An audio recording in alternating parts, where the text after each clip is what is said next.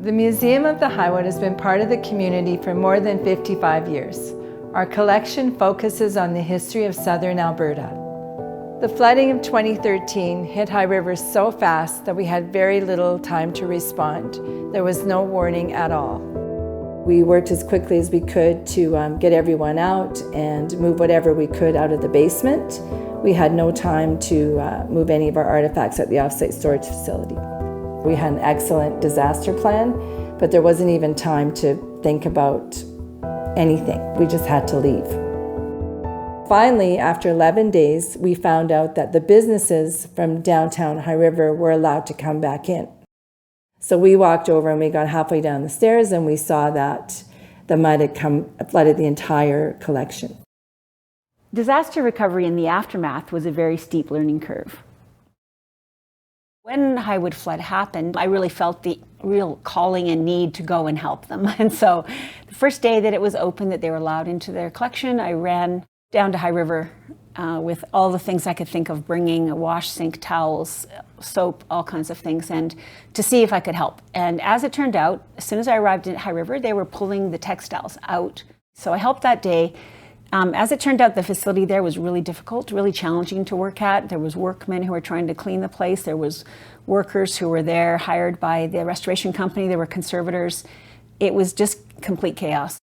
We just took picnic tables from across in the park and set up big Rubbermaid bins, and I had one little wash sink and one hose. And we just, as things came up, tried to get the mud out of them and try to figure out, should we save it, should we not? Is it worth having more treatment done? We hadn't had large-scale flooding like this. People didn't have a lot of experience on what to do and how to do it. I mean, it's one thing when you have a pipe broken and you have 10 things that are wet. It's a total other thing when your 10,000-piece collection is under mud. When you're dealing with it with your wet hands in the mud, it's very hard to switch and be a photographer because you're dealing with a digital camera. So, a dedicated person taking photographs, a scribe beside, writing down what the photographs are of, would have helped this project quite a lot. 10,000 pieces in the museum collection, and about 7,000 were destroyed in the flood. So the 3,000 that are remaining, it's like, how can we save them, and what's the best thing for us to do?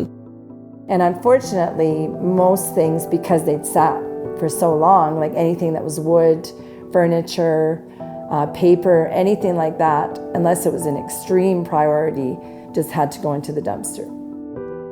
Things are coming up at such a rate that you can't possibly get on top of it without a huge crew of people, and there were only a few people there.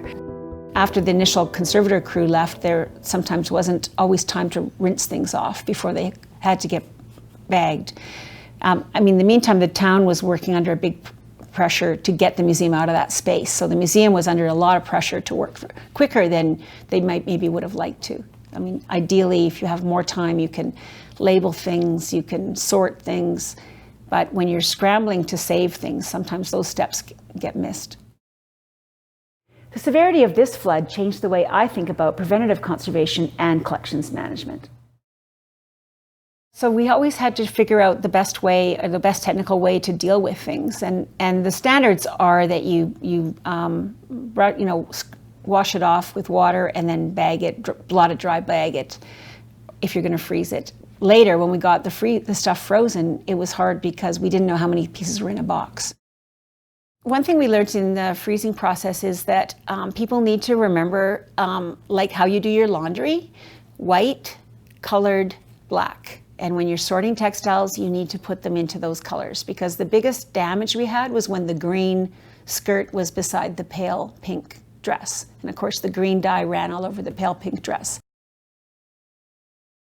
One of the challenges in this project is that we had a lot of disassociation of numbers. And what that means is that with good intentions, small paper tags were attached to objects, waiting for a permanent number to be affixed to the object. And in the case when a permanent number was not affixed, the paper tag is fine, and it's good to have a paper tag and a permanent number.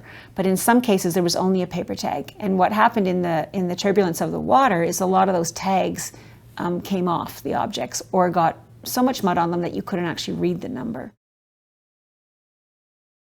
There were about 10,000 objects in the database before the flood. There's right now on inventory about around 3,000. So that means there's about 7,000 pieces that have been either thrown out, disappeared, washed away, deaccessioned because they were too damaged to be kept into the collection. And of those 3,000, there's probably about 1,000 of them that we don't really know what their number is, or their number was disassociated. And of that now, we've been able to reassociate at least 600 of them. So we still have about 400 roughly items that we're still trying to find the number for, reassociate it, and get the collection back to normal. You want to have a really great photograph that clearly provides you with all the visual information that you can get from an artifact. What a maker's mark is, what a distinctive feature is, if it has a mark on the side, what was the original patina or surface covering on an object before a disaster occurred. So when you're doing all your conservation and treatments, you have a better and clearer idea what you want to return the object or artifact to. Your database needs to have a photo of the piece, measurements, and then you need to have a permanent label on your object. And when you have that, then your disassociation is less likely to happen.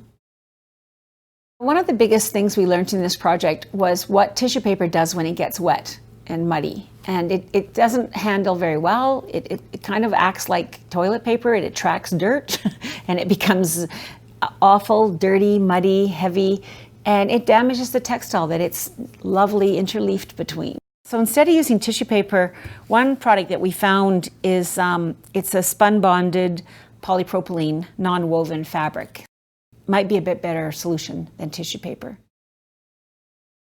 In optimal storage and in the new storage the temporary storage they have at the moment, the first shelf when you come in is all flagged on the most important pieces. So in your museum storage collections, you should be able to identify which are your 15 or 20 most important things that you need to get out first, and have them accessible, maybe on the first shelf, maybe color-coded with reflective tape that you can see, glow-in-the-dark tape, because if there's no lights, you might need a flashlight and find out where's your emergency shelf for everything that's important, and try to get those pieces out first.